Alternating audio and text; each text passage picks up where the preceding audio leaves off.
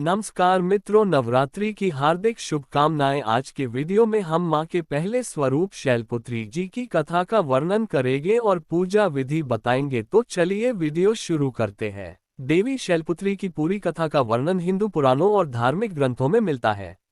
शैलपुत्री देवी को पार्वती, सती और हिमवती नामों से भी जाना जाता है और यह देवी दुर्गा के 9 रूपों में पहला रूप है।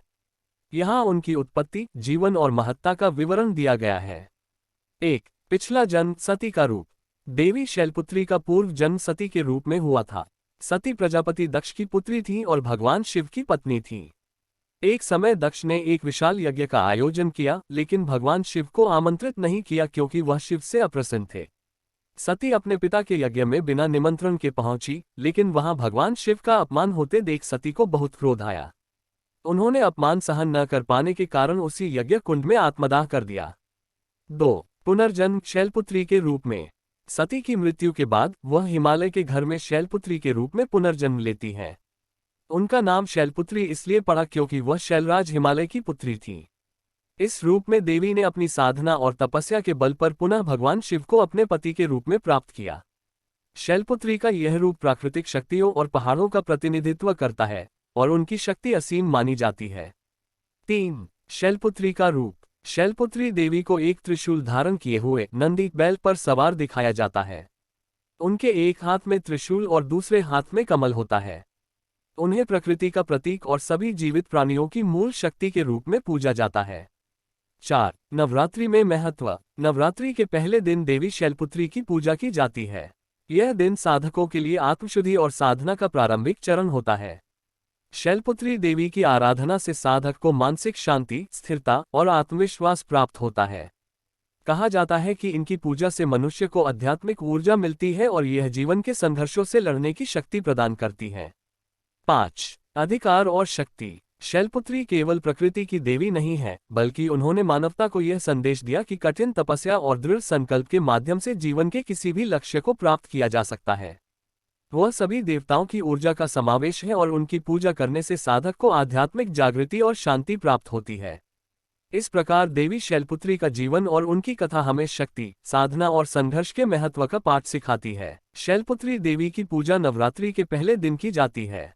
इस दिन माता शैलपुत्री की आराधना से जीवन में सुख, शांति और समृद्धि प्राप्त होती है। शैलपुत्री पूजा की विधि इस प्रकार है। शैलपुत्री पूजा विधि। स्नान और शुद्धिकरण। सुबह जल्दी उठकर स्नान करें और स्वच्छ वस्त्र धारण करें। पूजा स्थल की सफाई करें और वहां गंगाजल या स्वच्छ जल छिड़ककर उसे पवित्र करें। घट स्थापना। नवरात्रि के पहले दिन कलश स्थापना, घट स्थापना की जाती है। मिट्टी के बर्तन में जौ बोएं और उसके ऊपर जल से भरा हुआ कलश स्थापित करें। कलश पर मौलिक धागा बांधें और उसमें सुपारी, सिक्का, आम या अशोक के पत्ते डालें। नारियल को लाल कपड़े में लपेटकर कलश के ऊपर रखें। शैलपुत्री देवी की प्रतिमा या चित्र स्थापित करें। देवी शैलपुत्री की प्रतिमा या चित्र को पूजा स्थल पर रखें। एक चौकी पर सफेद या लाल कपड़ा बिछाएं और उस पर देवी को स्थापित करें।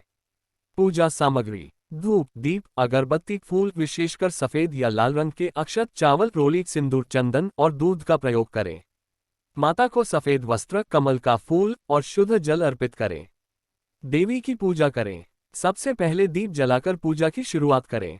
देवी शैलपुत्री का ध्यान करें और ओम देवी शैलपुत्र्यै नमः मंत्र का जाप करें।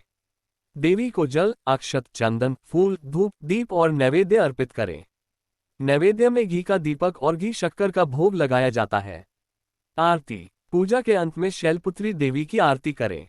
जय अम्बे गौरी या शैलपुत्री माता की आरती गाएं। पूजा के बाद माता से सुख, समृद्धि और आरोग्य का आशीर्वाद मांगे। नवग्रहों और अन्य देवताओं की पूजा। नवरात्रि में केवल देवी दुर्गा के विभिन्न रूपों की ही नहीं, बल्कि नवग्रहों, भगवान गणेश और भगवान शिव की भी पूजा की जाती है। गणेश जी की पूजा के बाद ही अन्य देवताओं की पूजा शुरू की जाती है। विशेष मंत्र। पूजन के दौरान देवी शैलपुत्री के इस मंत्र का जाप किया जाता है।